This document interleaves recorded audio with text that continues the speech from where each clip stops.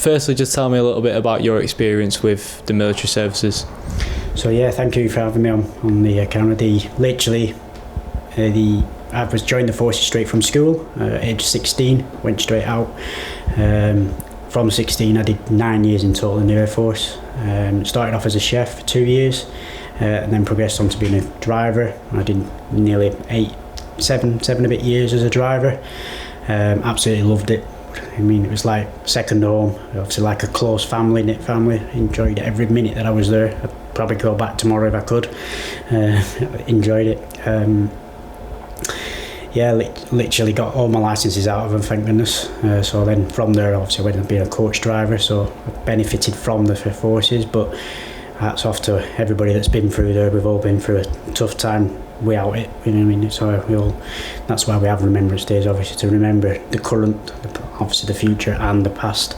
That's what it's all about at the end of the day with Remembrance Day. Like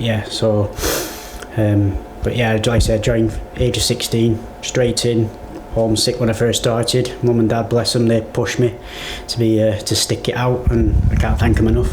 It's brought me to where I am today, being a decent person that I am. You know what I mean? And which operations have you been on? So in the time I was there, when I was a driver, I did Hop Herrick and Hop Telic, which to normal people, they are Afghanistan and Iraq. Did 6 months in each. On the back of that, I've also been to Oman. I've done the Falklands, covering out of the normal duties out there.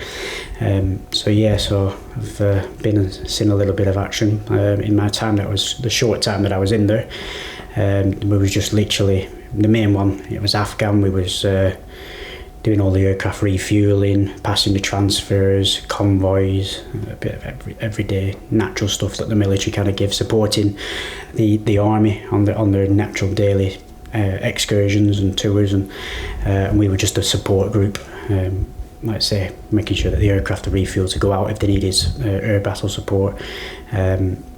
Making sure when the new guys come in that we were there to greet them, get them all sorted with the luggage, the bags, to their accommodation, and so just a general everyday running of the camp. We were there for that out in Afghan. You've worked in football for a little bit now, obviously being a coach driver and now kit man here at AFC Fylde. Remembrance Day is always sort of a monumental fixture within the football calendar, and just what does Remembrance Day mean to you? Yeah, it's massive in football. Literally, like I say, it's to me personally. I look at it. I'm serving out in the Afghan and in Iraq.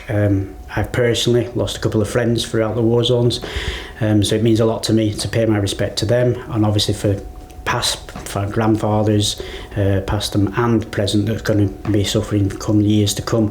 We all know which way the world's going at the moment with Russia, etc. So Remembrance Day is going to be big throughout the years, and it's just a nice way that the football community pay their respect to everything that goes on a day-to-day basis through the forces, current, past and present.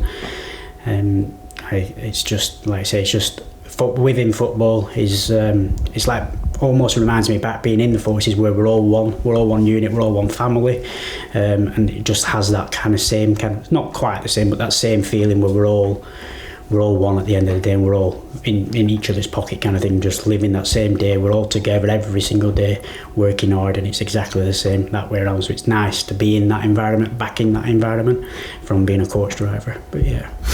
From having experienced places like you have to then living what we would call a normal day life here, how lucky does that make you feel that you've kind of experienced both? But how lucky now do you feel that you're comfortable and safe compared to what you have had to live?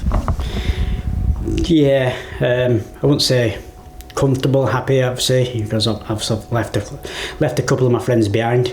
So obviously you always have that in the back of your mind.